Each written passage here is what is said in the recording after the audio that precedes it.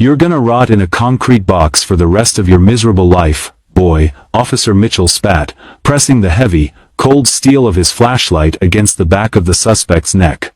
"Resisting arrest, assaulting a police officer, and a trunk full of pure crystal meth. Nobody in that courthouse is going to believe a single word you say over me. I am the law in this city." The black man pinned against the wet, rain-slicked asphalt didn't scream, flinch, or beg for mercy. Instead, he just smiled a quiet, chillingly confident smirk that made the corrupt cop's blood boil. "We'll see about that in court," he whispered. The night the world was supposed to end for Price Simmons began with the rhythmic, hypnotic thumping of windshield wipers against a heavy Chicago downpour. It was 2:14 a.m. on a bleak Tuesday in November. Price was driving a rented 2021 Dodge Charger down the desolate, shadowed stretch of Lower Wacker Drive. The subterranean road, a cavern of concrete pillars and flickering fluorescent lights, was notorious for two things: street racing and predatory police patrols. Price wasn't racing. He was driving exactly 3 miles under the speed limit, his hands at the 10 and 2 positions on the steering wheel, his eyes scanning the rearview mirror with the trained, hyper-vigilant precision of a predator masquerading as prey. Behind him, a pair of headlights suddenly accelerated, closing the distance with aggressive speed. Within seconds, the subterranean tunnel was painted in violent flashes of red and blue. The piercing wail of a police siren echoed off the concrete walls. Price's pulse didn't spike. He calmly activated his turn signal, pulling the heavy American muscle car over to the shoulder, the tires splashing through deep puddles of oily rainwater. He rolled down the window, letting the freezing, damp air flood the cabin. In his side mirror, 2 figures emerged from the patrol cruiser. They approached with the practiced swagger of men who believed they owned the night. Officer Vance Mitchell, a heavy-set man with a face scarred by years of bar fights and unchecked aggression, approached the driver's side. His partner, Officer David Kovac, a leaner, nervous-looking rookie with dead eyes, flanked the passenger side, his hand resting menacingly on the grip of his standard-issue Sig Sauer P226. License, registration, and proof of insurance. "Now," Mitchell barked, his voice a gravelly roar over the sound of the rain. He didn't wait for Price to comply. Mitchell shined a blinding tactical flashlight directly into Price's eyes. "Is there a problem, officer?" Price asked, his voice even, entirely devoid of the fear Mitchell was accustomed to extracting from his victims. "The problem is, you crossed the yellow line back there. And the problem is, this car smells like marijuana." "Step out of the vehicle," Mitchell commanded, his hand already reaching for the door handle. There was no smell of marijuana. There had been no crossed yellow line. Price knew the script. He had studied these specific officers for 6 months. They were the apex predators of the 14th District, a pair of corrupt cops who targeted out-of-town plates, minorities driving nice cars, and anyone who looked like they didn't have the resources to fight back. They shook down drivers for cash, planted evidence to meet arrest quotas, and beat those who dared to question their authority. "I respectfully decline to step out of the vehicle unless I am under arrest, officer." "I have committed no traffic violation," Price said calmly. Mitchell's face twisted into a snarl of pure, unadulterated rage. "Oh, we got a constitutional scholar here, Kovac." In a flash of brutal motion, Mitchell ripped the door open, grabbed Price by the collar of his jacket, and violently hurled him out of the car. Price hit the wet pavement hard, the impact jarring his shoulder. Before he could brace himself, a heavy combat boot slammed into his ribs. Kovac rushed around the car, dropping his knee into Price's back while Mitchell wrenched Price's arms behind him, ratcheting the steel handcuffs so tightly they immediately cut off the circulation to his wrists. "Stop resisting! Stop resisting!" Mitchell yelled, a theatrical performance for the Axon Body 3 cameras strapped to their chests, cameras that Price noticed, with trained eyes, were blinking red, indicating they were powered on but explicitly not recording. "I'm not resisting," Price said, his cheek pressed against the freezing asphalt, tasting oil and rain. Mitchell leaned down, his hot, coffee-stained breath brushing Price's ear. "You are now, boy." Mitchell stood up and walked to the trunk of the Dodge Charger. He popped it open. From his own heavy tactical vest, Mitchell withdrew a large, clear plastic bag filled with white crystalline shards and tossed it directly into the trunk next to Price's duffel bag. "Well, well, well," Mitchell announced loudly to the empty tunnel. "Look what we have here, Kovac. Looks like trafficking quantities of methamphetamine. And look under the seat, an unregistered firearm with the serial numbers filed off." Price watched the entire fabrication unfold from the ground. He didn't panic. He didn't scream for help. Deep inside the lining of his jacket, a state-of-the-art encrypted FBI covert recording device no larger than a stick of gum was capturing every whisper, every scuffle, and every damning word. The holding cell at the Cook County Jail smelled of stale sweat, industrial bleach, and hopelessness. Price sat on a rigid metal bench, the cold seeping through his clothes. He had been processed, stripped of his personal belongings, photographed, and locked away for 36 hours. His ribs throbbed from Mitchell's boot, and his wrists were bruised purple from the handcuffs. To the rest of the world, he was just another statistic, a black man caught with a trunk full of drugs, facing a minimum of 20 years in a maximum security state penitentiary.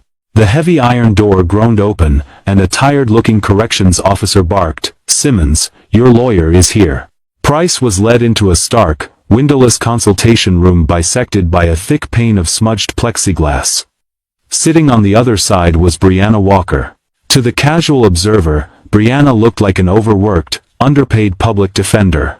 She wore a slightly wrinkled beige trench coat, her hair tied back in a messy bun, dark circles under her piercing brown eyes, and she was desperately clutching a lukewarm cup of vending machine coffee. But Brianna Walker was not a public defender. She was a senior trial attorney for the Department of Justice, specially attached to the FBI's Public Corruption Task Force.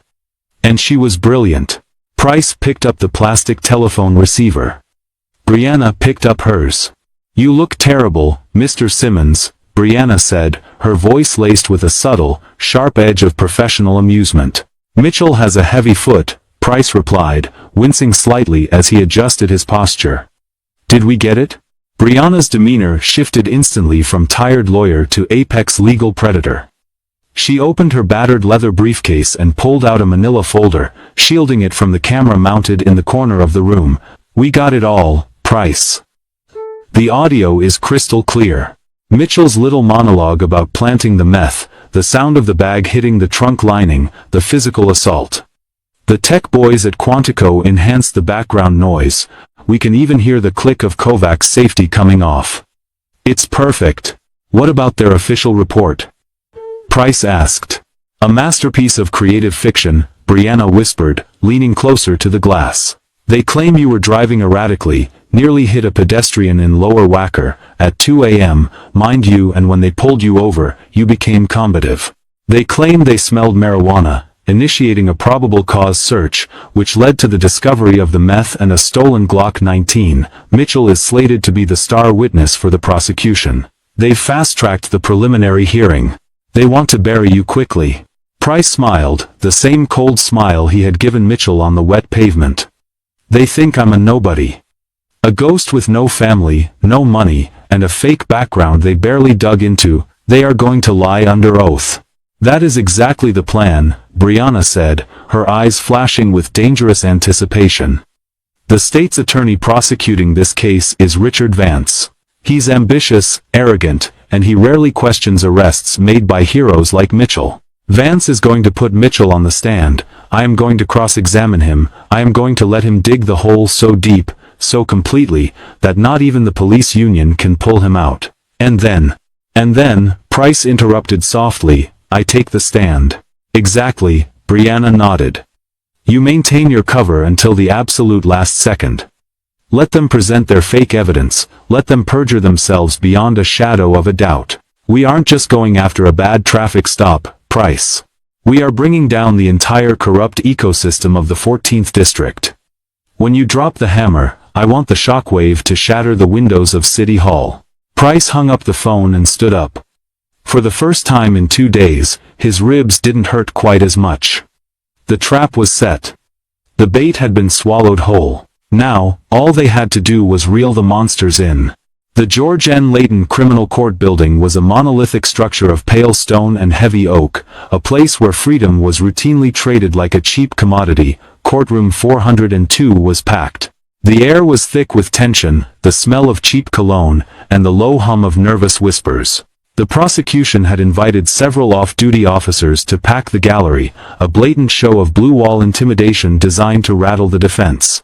Sitting at the defense table, Price Simmons wore an ill-fitting, slightly worn gray suit Brianna had provided. He kept his head bowed, his shoulders slumped, playing the part of the terrified, defeated defendant to absolute perfection. Beside him, Brianna Walker was busy shuffling through a mess of disorganized papers, occasionally dropping a pen, playing the role of an overwhelmed public defender drowning in caseloads. At the prosecution table, Assistant State's Attorney Richard Vance looked like a man preparing to accept an award. His suit was immaculately tailored, his hair perfectly slicked back. He chuckled with the lead investigator, stealing arrogant glances at Price. "All rise." The bailiff bellowed as the heavy mahogany doors behind the bench swung open. Judge Harrison Miller, a stern, no-nonsense jurist known for his heavy sentences and pro-police bias, took his seat, adjusting his thick-rimmed glasses. "Be seated." Calling the case of the people of the state of Illinois versus Price Simmons. Charges include possession of a controlled substance with intent to distribute, unlawful possession of a firearm by a felon, and battery of a law enforcement officer. "Are the parties ready?" "The state is ready, Your Honor," Vance declared confidently, standing tall. The defense is ready, Your Honor," Brianna said, slightly stuttering, pushing her glasses up the bridge of her nose. The off-duty cops in the gallery exchanged smirks. This was going to be a slaughter. "Mr. Vance, call your first witness," Judge Miller ordered. "The state calls Officer Vance Mitchell to the stand," Vance said, sweeping his arm toward the back of the courtroom. The double doors opened, and Officer Mitchell strode in. He was in full dress uniform, his brass polished to a blinding shine, his chest puffed out with undeniable arrogance. He walked with the heavy, unbothered gait of a man who believed the courtroom was his personal kingdom. As he passed the defense table, he didn't even look at Price. To Mitchell, Price was already a ghost. Mitchell raised his right hand, placing his left on the Bible. "I do," he swore, confirming he would tell the truth, the whole truth, and nothing but the truth. It was a promise he was about to spectacularly obliterate. Mitchell took his seat in the witness box, adjusting the microphone. Vance approached the podium, flashing a warm, respectful smile at the officer. "Officer Mitchell, could you please detail for the court your experience in law enforcement?" Vance began softly. "I have been a sworn officer with the Chicago Police Department for 15 years, Mitchell replied, his voice booming with practiced authority. "I've received 2 commendations for valor and currently serve in the Anti-Gang and Narcotics Task Force in the 14th District. An exemplary record," Vance noted for the jury, though there was no jury today, only the judge. "Officer Mitchell, I want to draw your attention to the early morning hours of November 12th. Where were you?" "My partner, Officer Kovac, and I were conducting routine patrols on Lower Wacker Drive, an area known for high criminal activity," Mitchell said smoothly. "And did you encounter the defendant, Price Simmons?" "I did. We observed a 2021 Dodge Charger driving erratically, swerving across lanes. When we initiated a traffic stop, the defendant was highly uncooperative. As I approached the vehicle, I immediately detected the strong, distinct odor of unburnt marijuana." Vance paused dramatically, "And based on your training, this gave you probable cause to search the vehicle?" "Yes, sir." I asked the defendant to step out. Without provocation, he lunged at me, striking me in the chest. My partner and I had to use physical force to subdue him. Upon searching the trunk, we found 2 kilograms of crystal methamphetamine. Under the driver's seat, we found a loaded, defaced Glock 19. Vance turned to the judge. "No further questions for this witness, Your Honor." The courtroom was dead silent. The narrative was perfect. It was neat, violent, and entirely damning. At the defense table, Price kept his head down, tracing a pattern on the wooden table. Beside him, Brianna Walker slowly stood up. The trap was open. Now, She just had to push Mitchell inside. Brianna walked to the podium with hesitant steps, clutching a yellow legal pad that was entirely blank. She looked up at Officer Mitchell, who was leaning back in his chair, a smug, contemptuous smile playing on his lips. "Officer Mitchell," Brianna began, her voice soft, almost timid. "You testified that my client was swerving across lanes on Lower Wacker Drive. Is that correct?" "That is correct, Counselor," Mitchell said, dripping with condescension. "And your Axon body camera? Was it activated during this pursuit?" Mitchell sighed heavily, an actor portraying a man inconvenienced by foolish questions. "As I stated in my report, the sudden and erratic nature of the defendant's driving required immediate tactical response. I did not have time to activate my camera until after the suspect was subdued. Officer safety is our priority." "I see," Brianna mumbled, pretending to cross something off her blank pad. "And the marijuana you smelled. Did you recover any marijuana from the vehicle?" "No," Mitchell replied smoothly. "The suspect likely consumed it or discarded it before we pulled him over. But the smell gave us probable cause for the search." "Right, probable cause." Brianna took a few steps closer to the witness box. Her timid demeanor began to subtly evaporate, replaced by a cold, clinical precision. "Officer Mitchell, I want to be absolutely clear for the record. You are stating, under oath, that my client initiated the physical contact. That he struck you?" "Yes, he violently resisted," Mitchell stated, looking directly at Judge Miller. "And you are absolutely certain, under penalty of perjury, that you found the methamphetamine already inside the trunk, and the firearm under the seat? You did not, at any point, introduce these items to the scene?" Prosecutor Vance shot out of his chair. "Objection, Your Honor. The defense is badgering the witness and implying egregious misconduct without a shred of evidence." "Sustained," Judge Miller barked. "Counselor, watch your tone. The officer has sworn under oath." "My apologies, Your Honor," Brianna said, though her eyes never left Mitchell's. "Officer Mitchell, yes or no? The drugs and the gun belong to the defendant?" "Yes," Mitchell said firmly. He had told this lie 100 times before. It was second nature. "No further questions," Brianna said, turning her back on him and returning to her seat. Mitchell stepped down from the stand, puffing his chest as he walked past the defense table, shooting Price a look of pure triumph. The prosecutor called Officer Kovac to the stand next. Kovac, pale and sweating slightly, simply echoed Mitchell's testimony verbatim. It was a well-rehearsed chorus of corruption. "The state rests its case, Your Honor," Vance announced, adjusting his tie. He had practically already won. Judge Miller looked over his glasses at the defense table. "Miss Walker, does the defense wish to call any witnesses?" Brianna Walker stood up, smoothing the front of her wrinkled coat. She didn't stutter this time. She stood tall, her spine rigid, her voice ringing out through the quiet courtroom with crystal clarity. "Yes, Your Honor." The defense calls the defendant, Price Simmons, to the stand. A murmur rippled through the gallery. Defense attorneys rarely put their clients on the stand, especially in slam-dunk drug and gun cases. It was legal suicide. Prosecutor Vance leaned back in his chair, a hungry smile crossing his face. He was going to tear Price apart on cross-examination. Price stood up. He buttoned his cheap gray suit jacket, his posture completely transformed. The slumped, defeated posture vanished. He stood at 6'2", his shoulders broad, his gait purposeful and intensely disciplined. The off-duty cops in the gallery stopped whispering. Something about the way Price moved to the witness box felt deeply wrong to them. It wasn't the walk of a terrified criminal, it was the walk of a predator. Price took the oath, his voice deep, calm, and unwavering. He sat in the witness chair, looking directly at Judge Miller, then at Vance, and finally at Officer Mitchell in the front row of the gallery.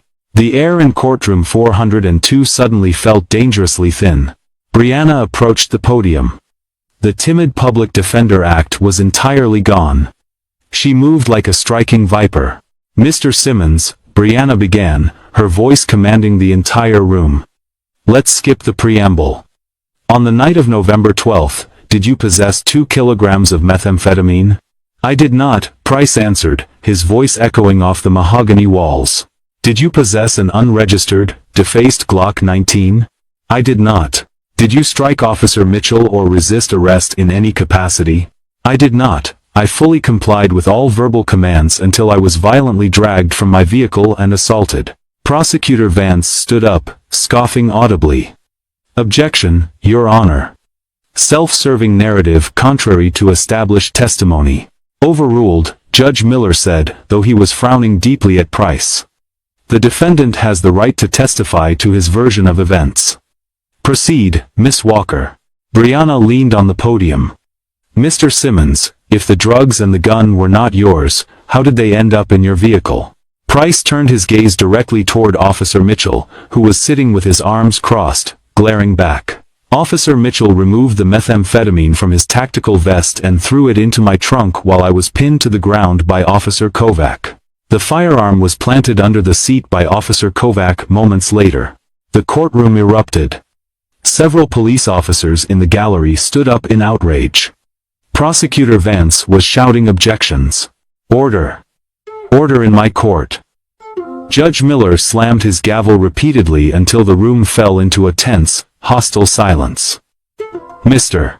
Simmons, those are incredibly severe accusations against sworn officers of the law. You are essentially accusing them of a felony conspiracy to frame you. I am not just accusing them, Your Honor, Price said, his voice entirely devoid of emotion. I am stating it as empirical fact. Vance stepped forward, his face flushed red with anger. Your Honor, request permission to cross-examine immediately. This is a circus. Permission granted, Judge Miller snapped. Miss Walker, step back. Vance practically ran to the podium, gripping the edges tightly. He pointed a manicured finger at Price. Mr. Simmons, you expect this court to believe that 2 decorated officers randomly decided to risk their entire careers, their pensions, and their freedom, to frame you? A man with no significant ties to this city? Who are you that they would go to such lengths? Price didn't blink. They didn't target me for who I am. They targeted me for who they thought I was. They thought I was vulnerable. They thought I had no voice. Fairy tales, Vance shouted. You are a desperate man, staring down a 20-year sentence, trying to drag the names of heroes through the mud. You have absolutely no proof. It is your word against 2 sworn, decorated officers. You are nothing but a common thug trying to cheat justice. Vance turned his back on Price in a show of ultimate theatrical disgust. I have no further questions for this individual, Your Honor. His perjury is insulting to this court. Vance returned to his seat, breathing heavily. The gallery of police officers nodded in silent approval. The judge looked at Price with deep disdain. Miss Walker, Judge Miller said wearily, rubbing his temples. Unless you have a miracle in that briefcase, I strongly suggest you conclude your direct examination so I can render a verdict. Brianna Walker smiled. It was a terrifying, brilliant smile. I don't have a miracle, Your Honor, but I do have a few more questions for my client. She walked past the prosecutor's table, locking eyes with Vance for a split second, letting him see the sheer, unadulterated confidence radiating from her. Mr. Simmons, Brianna said, her voice dropping to a low, intense register. The prosecutor just asked you who you are. He claimed you were a common thug. I think it is time we correct the record. Can you please state your full, legal name for the court? Price Elliott Simmons. And Mr. Simmons. Can you please state your current occupation? The courtroom was so quiet you could hear the hum of the fluorescent lights. Price reached into the inner breast pocket of his cheap gray suit. Several bailiffs tensed, their hands hovering over their sidearms, but Judge Miller raised a hand, signaling them to hold. Slowly, deliberately, Price withdrew a black leather wallet. With a flick of his wrist, it fell open. A heavy, gold badge caught the glare of the courtroom lights. Next to it was an encrypted, photo ID credential card. I am a supervisory special agent with the Federal Bureau of Investigation, Price said, his voice ringing with absolute, terrifying authority. Assigned to the Public Corruption and Civil Rights Task Force, out of the Washington, D.C. field office. The silence in the room shattered like glass. Prosecutor Vance's jaw literally dropped, his pen slipping from his fingers and clattering loudly onto the wooden desk. The color rapidly drained from Officer Mitchell's face in the gallery, turning him a sickly, pale gray. Officer Kovac, sitting next to him, began to physically tremble. Judge Miller leaned forward, staring at the badge, utterly speechless. "Your Honor," Brianna Walker said, her voice slicing through the rising murmur of the crowd. "My client has been operating deep undercover for the past 6 months, investigating a massive, systemic extortion and evidence-planting ring operating within the 14th District of the Chicago Police Department. Officers Mitchell and Kovac were prime targets of this federal probe. This is a trick." Vance stammered, finally finding his voice, though it cracked in panic. "This is a fabrication. Your Honor, I demand." "You are in no position to demand anything, Counselor," Brianna cut him off sharply. From her battered briefcase, she pulled out a sleek, black metallic rectangle and FBI Quantum Series covert audiovisual recorder. While Officer Mitchell conveniently failed to activate his Axon body camera, Special Agent Simmons was wearing a wire authorized under a federal warrant signed by a United States District Judge. Brianna turned to the bailiff. "Please hand this to the clerk to be entered into evidence, and connect the flash drive to the court's audio system." Judge Miller, his eyes wide, nodded silently. The courtroom waited in agonizing suspense as the clerk plugged the drive into the computer. A second later, the sharp, crystal-clear sound of pouring rain filled the courtroom speakers. "License, registration, and proof of insurance." Now, Mitchell's voice blasted through the speakers, aggressive and unmistakable. "Is there a problem, officer?" Price's calm voice followed. Then came the sounds of the struggle. The violent tearing of fabric. The heavy, sickening thud of a boot hitting ribs. Price's grunt of pain. And then, the absolute, undeniable nail in the coffin. Mitchell's voice, clear as a bell, uncorrupted by static. Well. Look what we have here, Kovac. Looks like trafficking quantities of methamphetamine. I'll toss the baggie right here next to his bag. Hand me the drop gun. Yeah, the Glock. Put it under the seat. You sure about this, Vance? Kovac's nervous voice crackled. He's a nobody, kid, a ghost.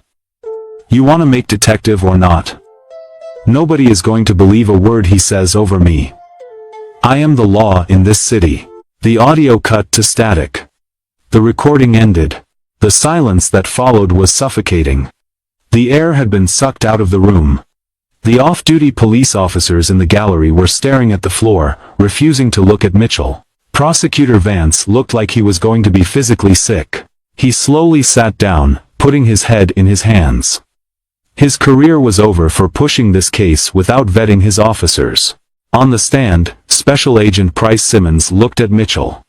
The smirk was back on his face, the exact same smirk from the rainy asphalt. I told you, Price said softly into the microphone. We'd see about that in court. Judge Miller's face was a mask of cold fury. The pro-police bias he was famous for had been weaponized against him, making him look like a fool in his own courtroom. The gavel came down like a thunderclap. The charges against the defendant are dismissed with extreme prejudice, Judge Miller roared, his voice trembling with rage. He pointed a shaking finger at the gallery.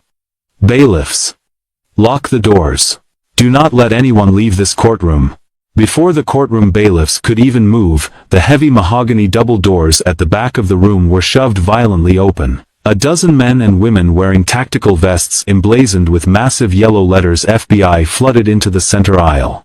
At the head of the raid team was Assistant Special Agent in Charge Marcus Reynolds. He marched directly toward the gallery where Mitchell and Kovac were sitting frozen in terror. Vance Mitchell, David Kovac, Reynolds announced, his voice echoing over the chaos. You are both under federal arrest for conspiracy against civil rights, deprivation of rights under color of law, perjury, and distribution of a controlled substance.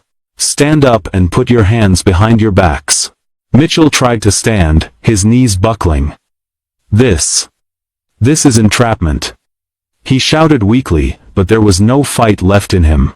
The apex predator had been caught in a trap he couldn't bully his way out of. Two FBI agents grabbed Mitchell, violently forcing his arms behind his back and snapping heavy steel handcuffs shut. The click echoed loudly. Kovac simply began weeping silently, offering his hands to the agents without resistance. Price stepped down from the witness stand. He walked slowly down the aisle, stopping right in front of Mitchell. The disgraced cop was being pushed toward the exit, his polished brass badge already ripped from his chest by a federal agent. "You thought you were the law," Price said, his voice low enough that only Mitchell could hear, "but you're just a thug with a tin star. Enjoy the concrete box. I hear federal prison is rough on corrupt cops." Mitchell spat at the ground, but an agent shoved him forward before he could speak, parading him out of the courtroom in absolute disgrace. Brianna Walker walked up to Price, slipping her glasses into her pocket. "Flawless execution. Special agent. Couldn't have done it without my public defender," Price smiled, adjusting his tie. "You think Vance will try to prosecute another case anytime soon?" They both looked over at the prosecutor's table. Vance was hurriedly packing his briefcase, refusing to make eye contact with anyone, his face pale.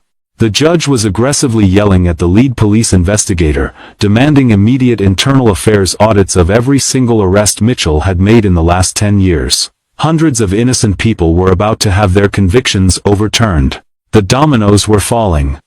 The 14th district was about to be burned to the ground and rebuilt from the ashes.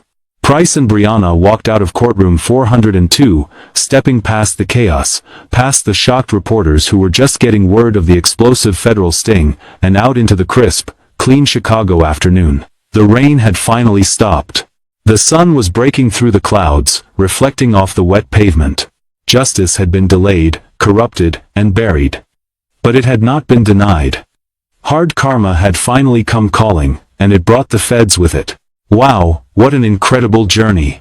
If your blood was boiling during those arrogant courtroom lies and you felt that pure, deeply satisfying rush of justice, when Special Agent Price Simmons finally pulled out his FBI badge, you are in the exact right place. Stories like this remind us that no matter how dark things get, the truth always finds a way to the light, and hard karma never misses its mark.